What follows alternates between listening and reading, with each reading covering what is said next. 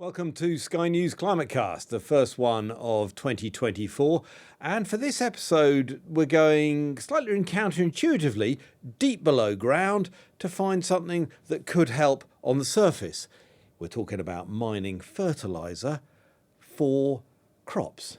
And this particular fertiliser we're looking at is more environmentally friendly in many ways and is a British product that's coming from under the North York moors and being exported around the world.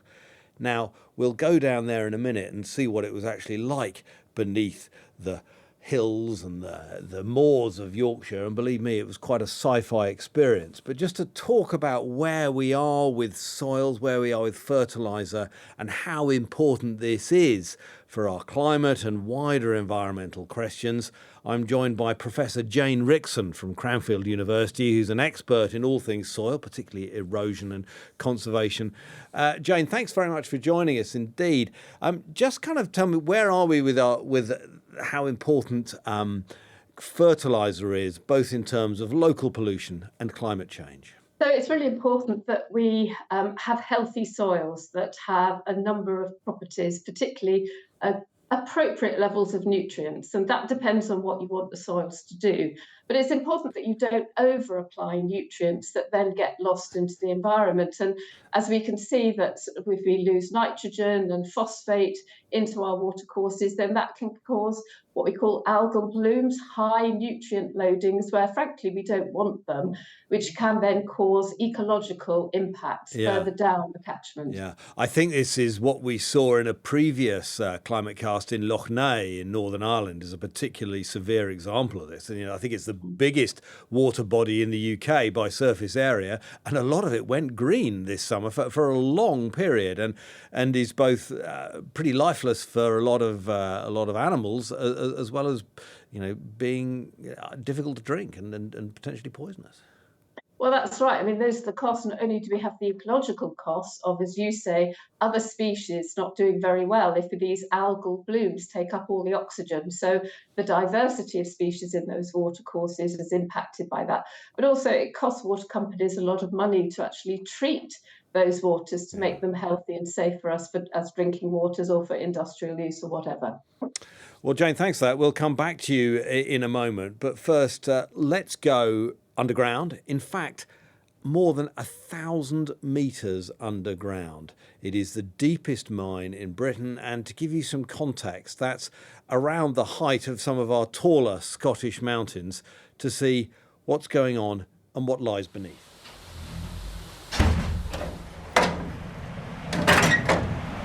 So you felt your ears pop when you came through the airlock. That's due to the forcing ventilation system that we have operating in the mine, and we need that to make sure that we deliver fresh air to all the working areas underground.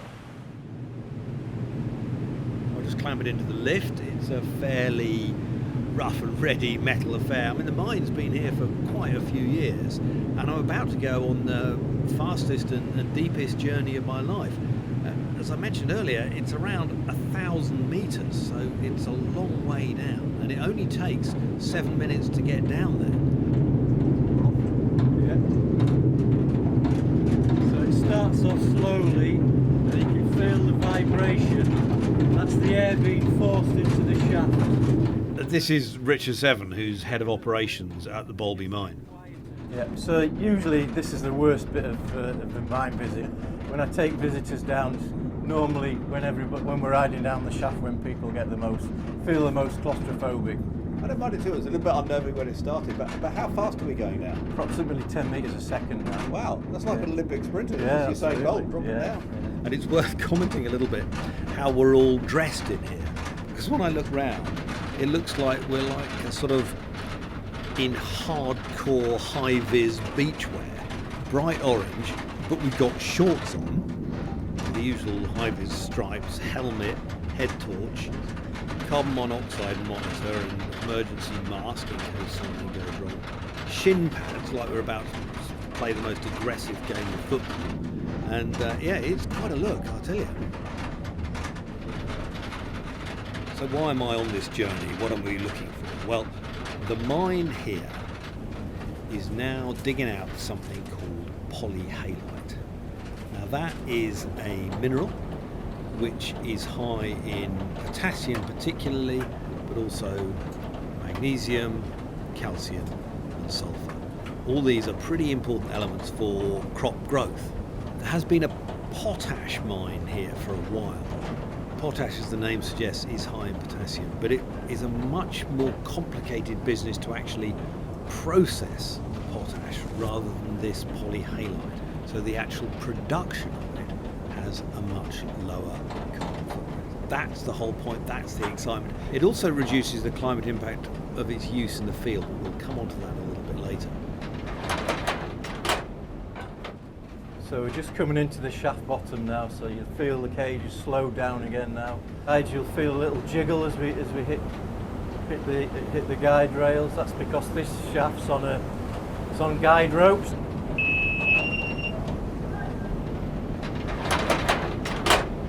We've just emerged from the bottom of the lift now, and it's a few more steps down a ladder. Actually, in the lift with us were some people who are going to do some science down here, because they do some experiments on dark matter and other things deep below the surface.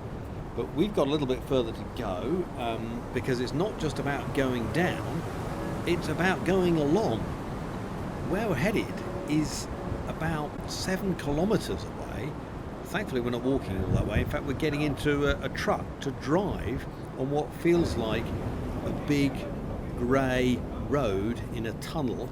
In some ways it's much like a tunnel, some of the road tunnels, I don't know, under the rivers in Britain or under the mountains in Europe, except that it's a lot dustier and it's rectangular rather than a nice circular shape. So this is our chariot for the day. So how far are we going in this one? This will be about 40 minutes away from here to where the guys work. 40 minutes? Yeah. About how far? It's about 7 kilometres. A whole new world on the ground. Yeah. Amazing. Am I getting in? Yep. Yes, yeah. You're going to get in the front. Put the lights on. Okay, let's go. So it'll be about 40 minutes drive. And we do go out under the North Sea as well, but hopefully you won't see any fish today. Things have gone wrong if I do. Yeah, absolutely. And why have you had to go so far out? It's just where the reserves are, and that's where the access was to the polyhalite. When we get out there, how far beneath the seabed are we? It's because it's fairly shallow, so we're about 1,100 metres deep, so I would say it's probably about 50, 60 metres deep, shallower than that, yeah. Yeah. Speed cameras down here as well? Yes, yeah. We're getting towards the ends of the ride.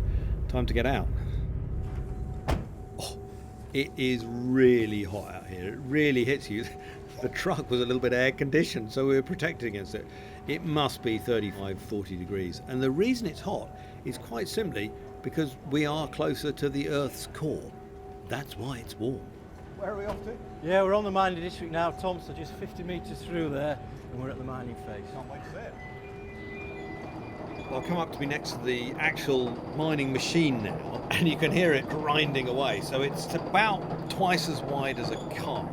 It's very heavy metal, like a tank. It's kind of orange, and at the front of it, it has a sort of drum grinder.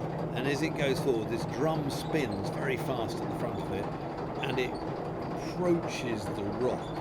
As it hits the rock, it just bites chunks out of it. It grinds chunks out of it. And then this polyhalite is flushed underneath it and comes out on a conveyor belt at the back, which then goes onto another truck.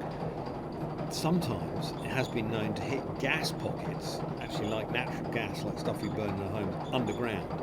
The teeth create a spark and the whole thing can explode. And sometimes this whole tank-like mining machine has been buried in rubble.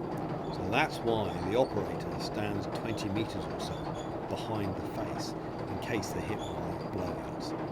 Anyway, time to catch up with Richard and talk to him about what they're actually doing here and why it's got environmental benefits.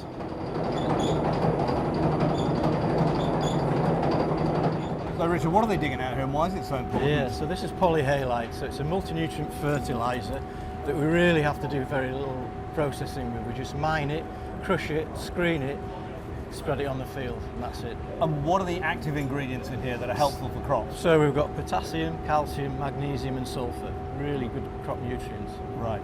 And in what way is this better than some of the other ways of getting these minerals? Really, because it's quite an energy efficient process. It's very low carbon. We're about 85% less carbon than any other fertiliser produced, and that's basically because we just mine it, crush it, and sell it to the farmer. And what impact do these kind of nutrients have on crops? What do they do for them? Really, really good. They increase root growth, other nutrient uptake as well, so you get a really strong, healthy plant. How much is a tonne of this stuff going for at the moment? It's about $220 a tonne. Right. And how significant do you think this could be in the present and future of agriculture? I mean, it looks to me like you're betting big on it. Absolutely, yeah. I think it's vital. You know, it's such a clean fertiliser, if you like. It's really good. It's got a good spread of nutrients, which have a wealth of benefits for all the crops. So I think it's a real benefit to farming for the future. How important do you think? Well, in what way is this important? Well, for Britain. For Britain, I mean, it's obviously a British-produced product. We sell it all over the world, so it's Britain helping the farmers of the world. And have you got much more of the North Sea to go under here, or have you got a limit up there? Absolutely, all of the North Sea. This was formed in 270 million years ago, and it spreads from here across under the North Sea to Germany, so we've got... Close to an unlimited supply. Absolutely unlimited supply, yes. It is worth putting a bit of a qualification in here. So the rock that's being dug out from here underground is an important fertiliser, but it doesn't address one of the big climate impacts of fertiliser, because it's not got nitrogen in it. And it's nitrogen fertiliser, the production and use of that, which is the single biggest contributor to that climate change within the fertiliser footprint overall. But this stuff is important. It does matter. It does make a difference. In fact, when it comes to climate change, fertiliser is responsible for about 5% of emissions. That's total greenhouse gas emissions. That's a biggie. It puts it up there with cement and steel, and actually more than flying. So it really matters to try and cut the climate impact of fertiliser.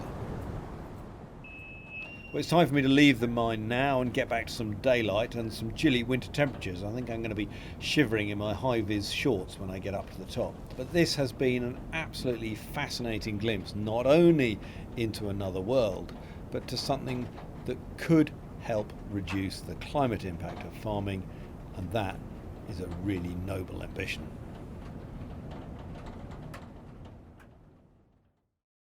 Well, I'm back on the surface now and back with Jane Rickson. I mean, Jane, it was an extraordinary environment down there. I probably heard I was pretty excited. I'm a big kid. It just did feel like I was on the set of Aliens, thankfully without the aliens. But an extraordinary environment, and so hot as well. 35 to 40 degrees. It was weird. We all, not just me, but all the workers down there had these sort of cross between high-vis beachwear. We're in shorts and everything like that, but still high-vis. I don't know, have you ever been down a mine at all? I've been down mines with my sort of A-level geography field trip, so Wookey Hole and places like that, but commercial mines, no. But coincidentally, next Thursday, I'm going out to Morocco for a project that we're working out there, and we're actually going to go and visit a phosphate mine. Oh, really? So, so there's a coincidence, just a complete coincidence. But so I'll swap notes with you as to what it was like. Well, it might be hot out there just because it's Morocco rather than being closer to the centre of the earth. But certainly the top tip from where I was drink a lot. Extraordinary environment. Well, as you heard there, this is a mine that it's important, it's getting some critical minerals, but it doesn't address the whole environmental impact of fertiliser, particularly one of the big ones, which is nitrogen, does it? Well, no, and as I say, if you look in the literature, the sort of scientific work that's been done on polyhalite, and it does seem there is evidence to show that it improves nutrient use efficiency and uptake of nitrogen and phosphate, which avoids some of these environmental issues that you've raised if we lose some of those nutrients to the wider environment. But just unpack for me why polyhalite could be better than some other fertilisers in terms of avoiding some of this nitrogen and other things getting into the wider environment rather than being used by the plant. my understanding is that the polyhalite, the nutrients within polyhalite are released more slowly, Right. rather than sort of having a first flush of those nutrients becoming available to the plant, which means that they're available over a longer period, over the whole season of the crop. And that allows the crop to take them up more slowly, more steadily. So hopefully we don't lose as much of these nutrients. It's a bit like with us, isn't it? Having a slow release drug or whatever, rather than something that comes immediately and a lot of it gets wasted. So that could be very important. There is, I'm guessing. I mean, you talked about going to a mine in Morocco. I mean, fertiliser is a globally traded commodity, isn't it? I mean, it is a very, very big deal. Yeah, absolutely. And, we look at food security, not just the amount of food, but also the appropriateness and the availability of food, and the whole food security issue. The question is, how are we going to feed the world in terms of, we have a finite land resource. We can't make more land. We have to improve our efficiency of how we produce crops and food from the land that we have. And that's confounded by the fact that we're also managing to degrade a lot of land that has been taken out of agricultural production, because maybe through erosion or compaction or loss of fertility. So not only are we trying to produce more, sometimes it's more from less. Yeah. And that's where the role of fertilizers are really important, to increase the yields, both quantity and quality, that we can get from our finite land resource. One of the questions I've heard about this is, are we just reaching for another chemical fix, and that we need to get back to respecting our soil biology and making that the focus rather than adding chemicals? What do you think? There's a big debate here about whether we should maximise crop production by maximising fertility through whatever fertilisers, be it organic, be it inorganic, be it chemical. Should we maximise the production on the land we have? It's land sharing or land sparing. That's where things like crop rotations are really, really important, because we are having very intensive crop rotations where we're expecting so much from our soils. And again, you've heard me bang on about this, that we do expect so much from our soils, to produce our food, to store our water. And with all the floods that are going on at the moment, if the catchment soils were able to absorb some of that flooding water, then maybe we won't be in as bad a position as we are now. We also expect soils to sequester a lot of carbon, and actually something we haven't talked about is these fertilizers increase crop production, crop canopy cover, that are able then to take more CO2 out of the atmosphere and sequester that carbon. Where are we with our kind of attitude to soil at the moment? Because this is probably a caricature that I'm about to lay out, but it's felt that sort of between the Second World War and around 2000 that we sort of abused it, really. We let it wash away. We used too much chemicals on it. We poisoned it in some places. We compacted it. And in the last 20 years plus, with increasing volume, there's been this sort of cry and anguish and this need to respect soil. Where do you think we are? I'm absolutely passionate about soils. I love to ask people, that I'm talking to about soils. I'll say, and they're not convinced, it's just this brown, muddy stuff. But really, how important can it possibly be? Mud, dirt, has very negative connotations. But actually, then I say to them, what did you have for breakfast this morning? And they said, oh, well, I had toast, I had marmalade, I had tea, coffee, milk. And you say, 94% of our food. So think about what you're going to have for your next meal. 94% of our food comes from soil.